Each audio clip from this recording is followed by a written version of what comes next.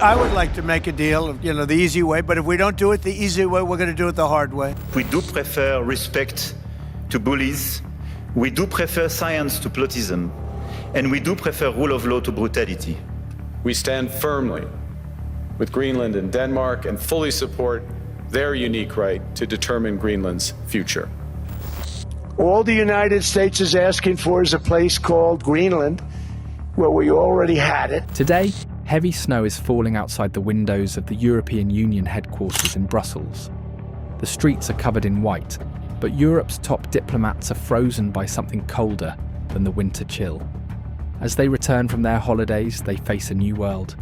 A world that no longer runs on international law or human rights. This new world has only one rule: the will of Donald Trump. It's time to end the failed experiment of open borders. You have to end it now. See, I can tell you, I'm really good at this stuff. Your countries are going to hell. In a recent interview with the New York Times, Trump said something that silenced the entire European continent. He bluntly stated, "I have no need for international law. The only force capable of stopping me is my own morality." Think about it. The America that taught the world about democracy for 80 years.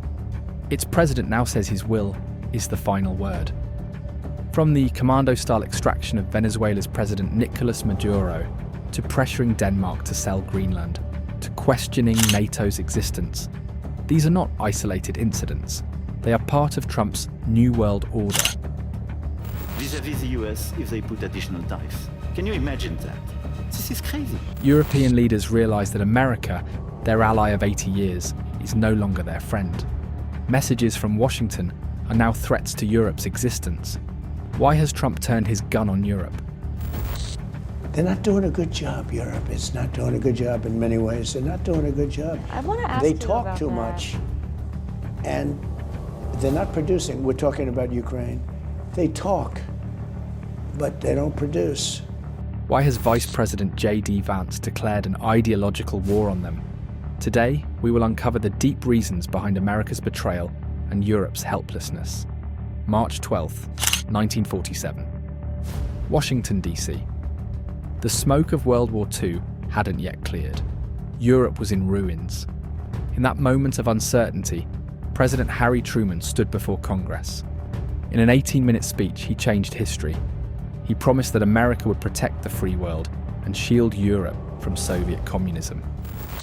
If we falter in our leadership, we may endanger the peace of the world, and we shall surely endanger the welfare of this nation. Great responsibilities have been placed upon us by the swift movement of events. I am confident that the Congress will face these responsibilities squarely. It was a simple deal. America gives security and dollars. Europe gives loyalty. On this foundation, NATO, the World Bank and the UN were built. They called it the rules-based international order. For 80 years, Europe believed that if Rome or Paris were attacked, Washington would come to the rescue. But in December 2025, the White House released its new national security strategy. When European diplomats read it, they couldn't believe their eyes. America had done a 180-degree turn. The biggest insult was a punctuation mark. The document referred to the rules-based international order, inside inverted commas, preceded by the word so-called. In diplomacy, there is no greater insult. America was signalling that the system Europe relied on is now just a joke to Trump. The document claims that foreign policy elites had trapped America in international institutions that undermined its sovereignty. The storm warnings came earlier, at the Munich Security Conference in February 2025. Vice President J.D. Vance took the stage. Everyone expected a message of friendship.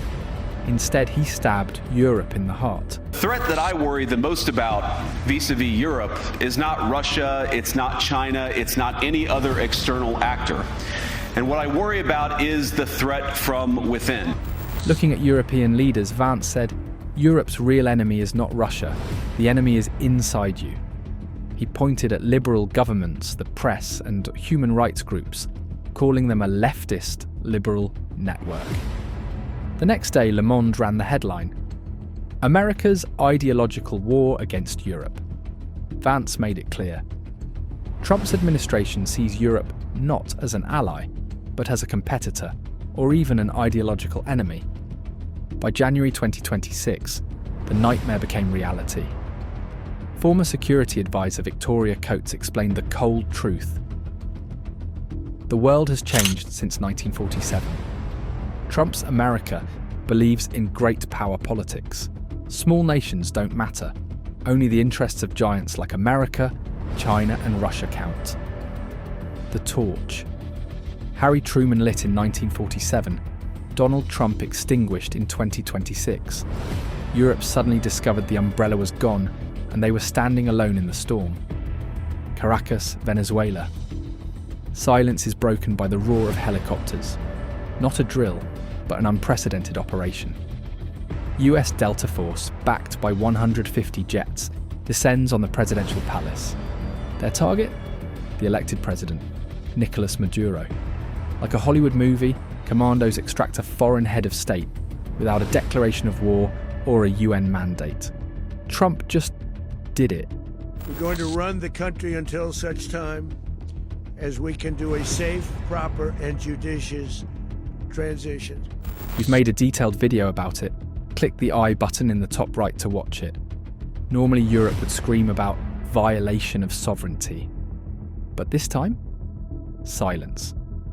Even British PM Keir Starmer, a former human rights lawyer, said nothing.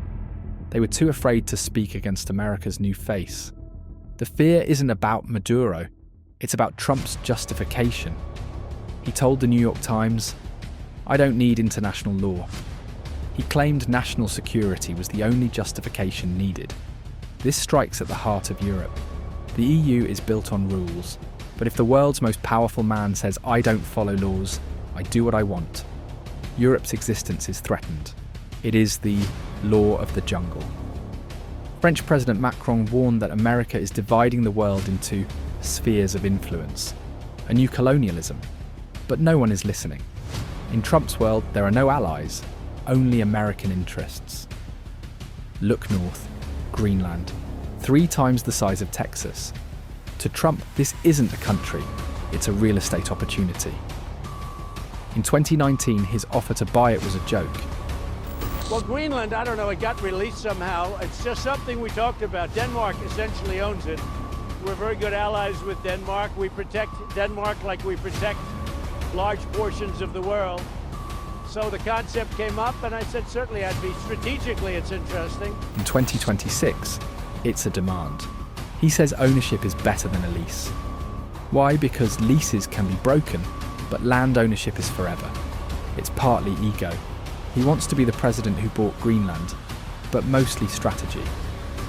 The Arctic is the next battlefield. Rare earth metals are there.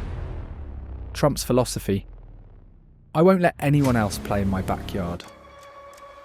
When asked, what is more important, getting Greenland or defending NATO? Trump dodged the question. He implied that if Europe doesn't give him Greenland, he might not honour Article 5. He is holding Europe's safety hostage for real estate. We need Greenland. All we're asking for is to get Greenland, including right title and ownership. We're talking about acquiring, not leasing, not having it short term. We're talking about acquiring. You need ownership. You really need title, as they say in the Rose Papers. Ursula von der Leyen said, law is greater than power.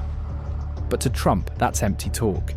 His message to Europe: you can be my allies, but at the end of the day, you are my subjects. No nation or group of nations is in any position to be able to secure Greenland other than the United States. It's the United States alone that can protect this giant mass of land, this giant piece of ice, develop it and improve it and make it so that it's good for Europe and safe for Europe and good for us.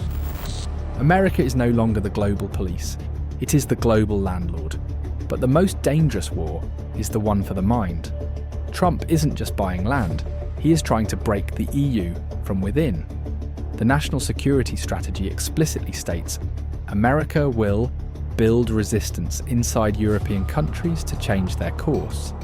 This means Washington will support opposition parties that want to destroy the EU. The document contains a racially charged warning, hinting that NATO countries might cease to be European due to migration. It frames the conflict not as democracy versus autocracy, but as white civilization versus the rest. Trump has an army inside Europe. Marine Le Pen, Viktor Orban, the AfD in Germany. Trump calls them patriotic Europeans. He wants them in power to dismantle the liberal EU structure, and he has help from tech giants. Elon Musk openly posts that the EU should be abolished. American state power and corporate power have united to dismantle Europe. Back in Brussels, the coalition of the willing met to discuss Ukraine. They hoped for US guarantees. They got nothing. Trump doesn't care if Russian tanks roll into Kiev. A hidden danger approaches. In 4 weeks, the last nuclear arms control treaty between the US and Russia expires. Trump says, let it expire. If a new nuclear race begins, the battlefield will be Europe, not America. Putin has missiles ready in Belarus. Without US protection, Europe is defenseless. Trump's trap for NATO is clever. He demands members spend 5% of GDP on defence. He knows they can't afford it, without collapsing their economies. When they fail, he will have his excuse to quit NATO. The twist: Trump's base no longer sees Putin as an enemy, but as a fellow defender of white Christian heritage. Washington and Moscow are finding common ideological ground. European leaders scream for strategic autonomy, but it's a fantasy.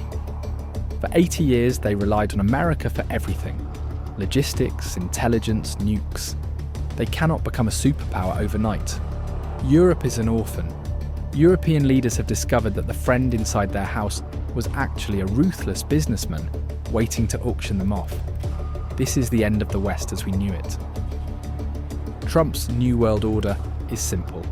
Might makes right. Europe faces an existential crisis. Russian threats on one side, American betrayal on the other. Can Europe survive this reality? Or will the 80-year-old fortress crumble? Like the snow in Brussels, Europe's future is cold, blurry, and uncertain.